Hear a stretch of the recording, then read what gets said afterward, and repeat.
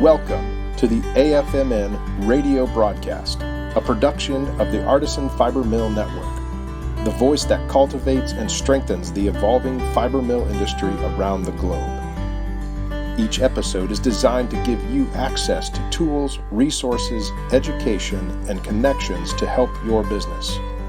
We welcome your comments and insights for future content in the comments down below. For those who are interested in learning more about our organization, please visit artisanfibermillnetwork.com/membership. That's artisanfibermillnetwork.com/membership.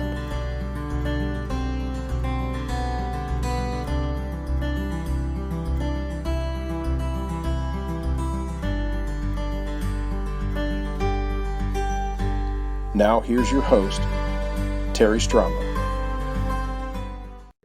I'm Terry Stramba on behalf of the Artisan Fiber Mill Network, and I would like to welcome Linda Cortright from Wild Fibers Magazine, who's going to give us some of her thoughts and wisdom on where the fiber processing has been and what you've seen evolve. Customs, customers, and commerce. And we're going to kind of talk about what you've seen evolve. And, you know, from my curiosity, I mean, you're a world traveler. You know, I'd love to hear a little about your story, how you got into this, what you've seen that's worked, what you'd love to see, you know, maybe things that you've seen that mills could fill a void that currently aren't there. We'll just kind of freestyle. How's that? Sure. Happy to. So tell us a little about Linda and Wild Fibers Magazine. Well, the most important thing is that before there was a magazine, there was Linda the Farmer. So Linda the Farmer is always both the eyes and the ears that dictate what stories interest me, and from a hopefully unbiased view, you know, how I present them. Yes. And it was directly my experience as a farmer, and specifically raising cashmere goats, that led to not only led to me starting the magazine, but also led to my understanding of the role a mill plays. Specifically, back in 1995, there was only one deherring machine left in the country. And that was owned by Forte in Rhode Island. And it was a commercial scale deherring machine. It was 80 feet long, and it required 200 pounds of raw fiber to roll it. Well, cashmere goat industry wasn't all that big at the time, so we had no choice but to form a cooperative to try and come up with my 4 pounds here, you know, my 6 pounds here, to meet that 200 pounds. That obviously led to the immediate issue of, I'm not getting my fiber back. My great fiber is getting pulled in with your not so great fiber. Right. This is all part of the learning curve. Right. Then comes mini mills. And mini mills, and I said this 20 years ago, played such a critical role in being able not only to deliver the fiber back to the grower, but to then have some level of control over the finished product. I cannot say enough about how small scale processing changed this industry beyond what I think we even could have imagined back then. And I agree. I kind of came at it you know, from a different angle and got into it and could see those challenges, you know, and what's kind of neat to see it evolve is that, you know, a group got together and brought a commercial deherrer back to the States. It still has the same challenges that you had mentioned, is that for the small farm, they still need that 200 pounds to get all those rolls running. And I still think there's room for the commercial space, and there's room for this artisan space, because I personally work with a lot of shepherds of different fiber animals, and they kind of do different things with their stuff, and they want to be able to control that process.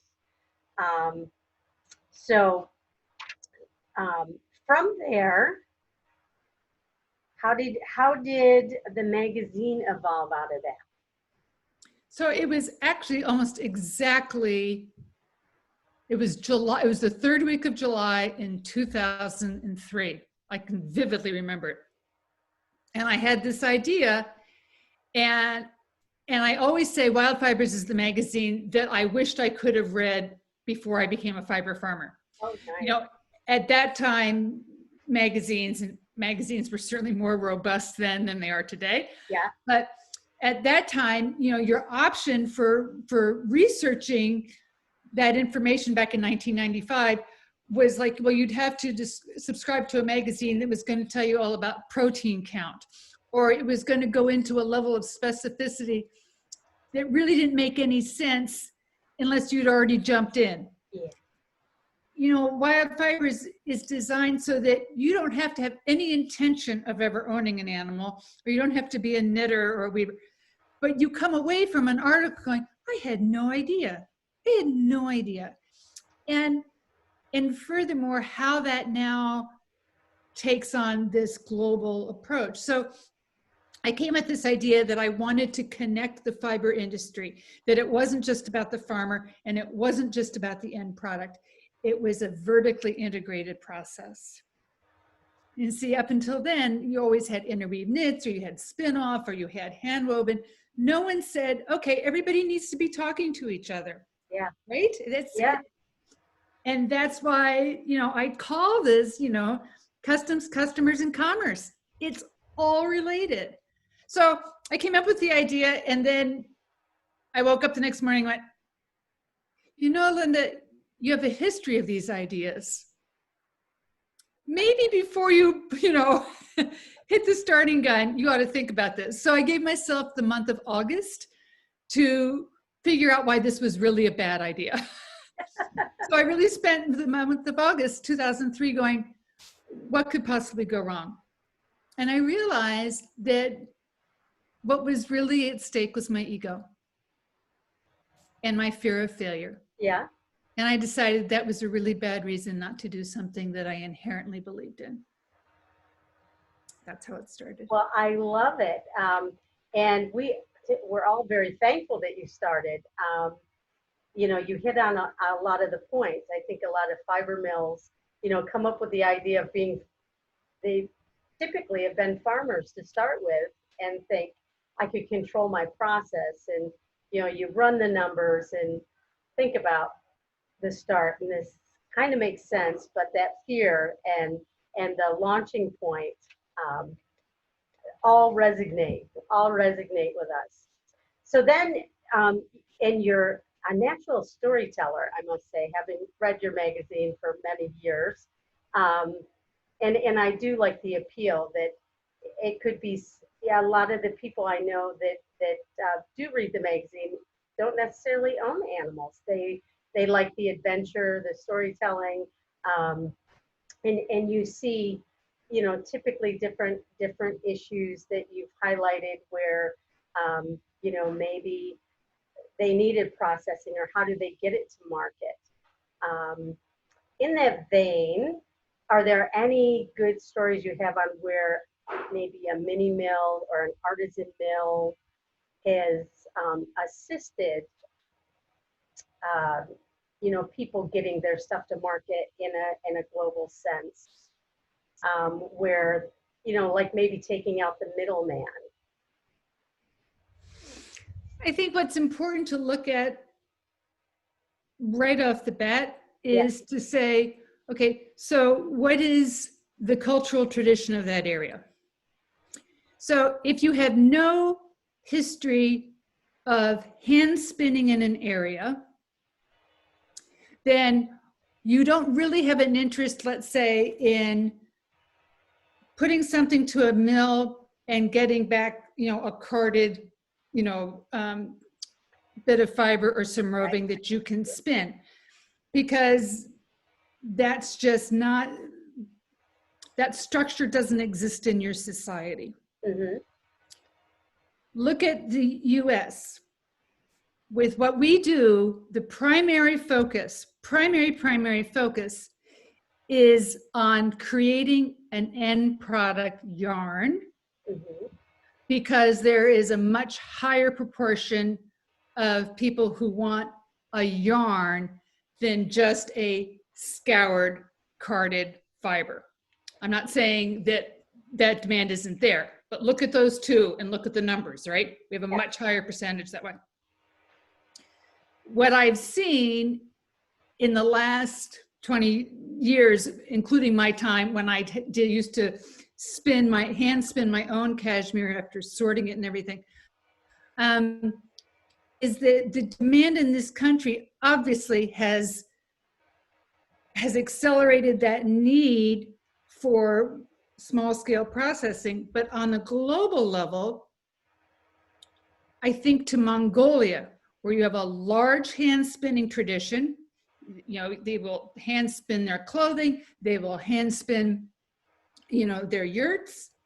And now I went to literally, you know, a garage in Mongolia where they are doing nothing but scouring and carding the fiber on a larger scale than you can with hand carders, and giving it either back to the producer, selling it, you know, to the producer or to the artisan, because they realize that at that scale, it's more economical for them to pay it.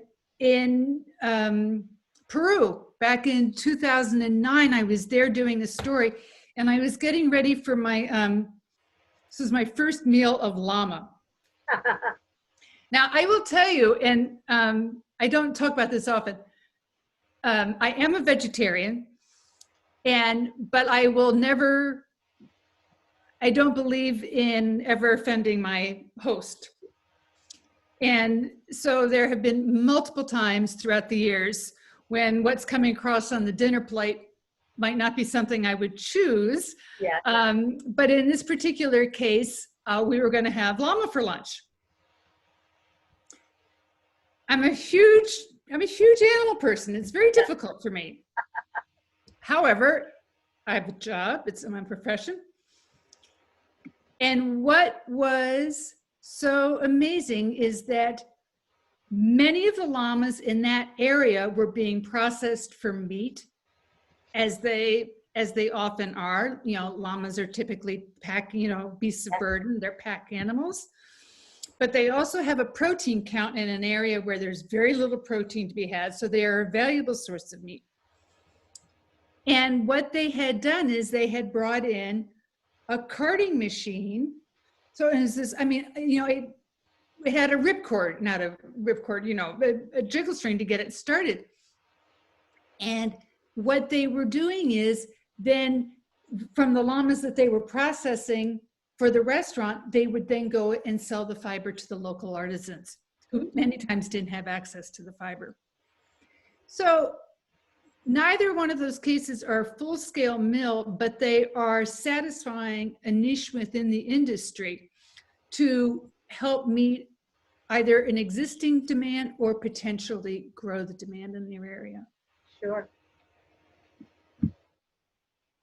It's interesting. And I know down in Peru, they have a lot of alpacas as well, and they're also part of the food chain, and I would imagine they kind of follow a similar role. But I do know that they have big production facilities down there for that as well. It's probably one of the bigger commercial areas for that. So if you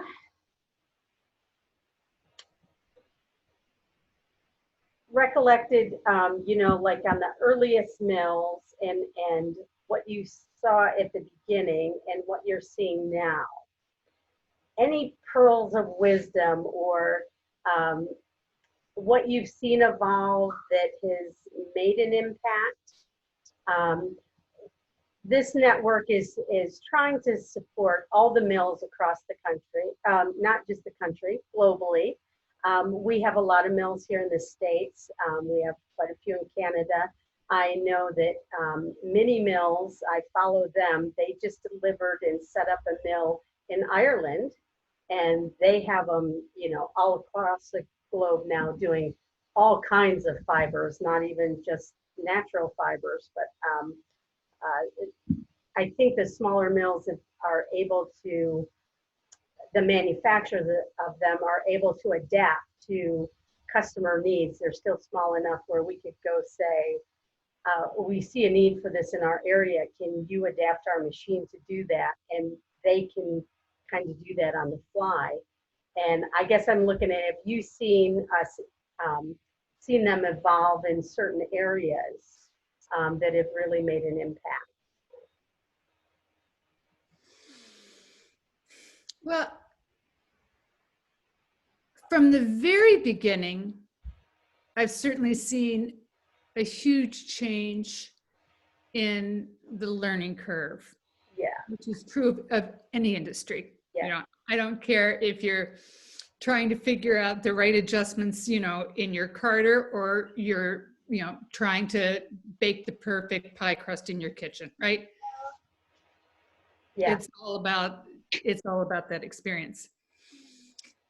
I think what strikes me is that we now have virtually a glut of you know, mini mills in the US. I mean, I can remember when there were, I can remember talking to Jeff at mini mills, and when they surpassed 50, it was a big thing. Yeah. You know? And now I think, and at one point, I think we had something like over 30 just in the state of Maine. So it's been, you know, quite an evolution. What I do not see on a global scale, I do not see small manufacturing, small mill processing extending beyond various fibers, because with those are fibers that are then locally produced, typically on a larger scale, like with this, you know, flock behind me, those are French merinos in the French Alps.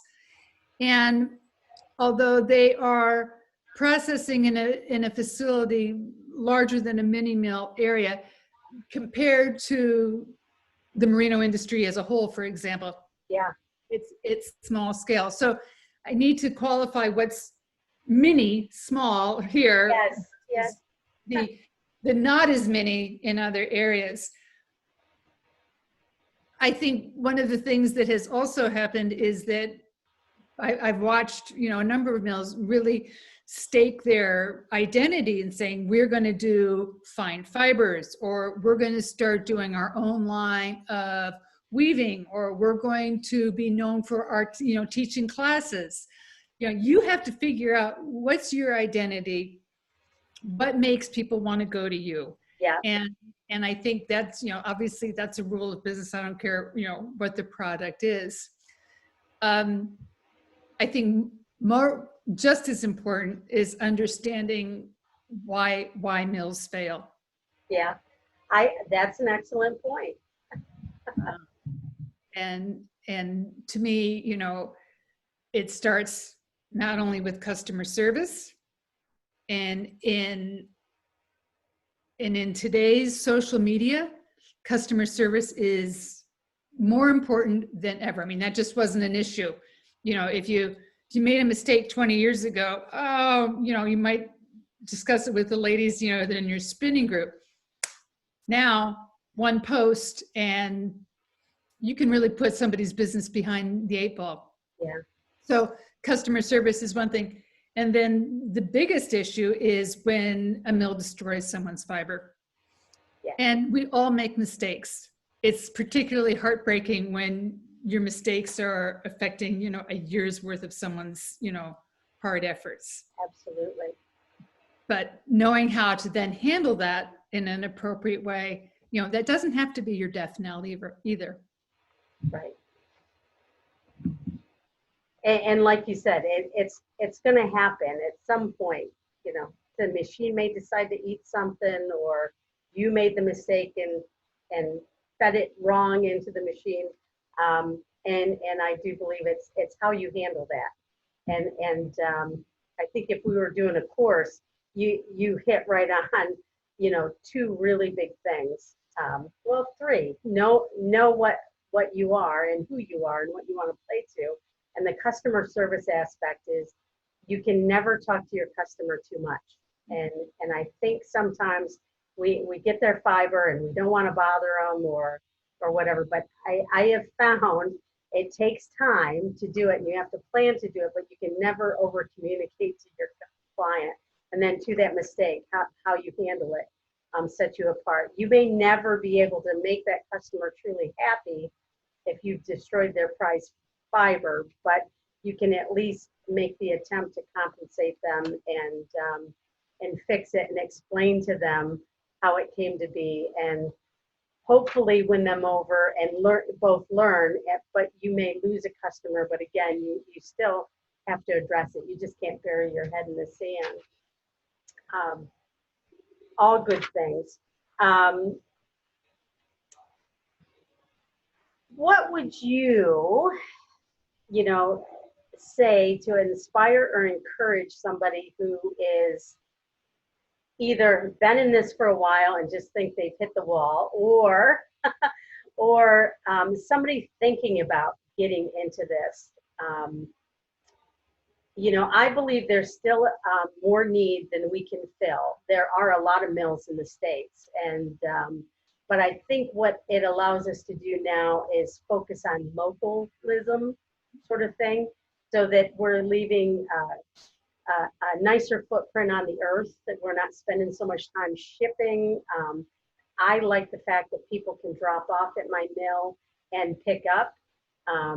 During this time of COVID, we are doing curb service and, no touch deliveries sort of thing, or no contact if that's possible. I like that and welcome that. And I welcome other mills and we play, but I think some people have a tendency to kind of hold theirs tight and want to be all things to all people. And I guess there's no right or wrong as long as you're doing it sort of thing. So I totally went off track there. But it would be, great for our listeners to, if there was something that you could say to inspire or encourage, and of course you just told us all that good stuff, but any other thoughts on? Well, let me go to you hit the wall first. Yeah. So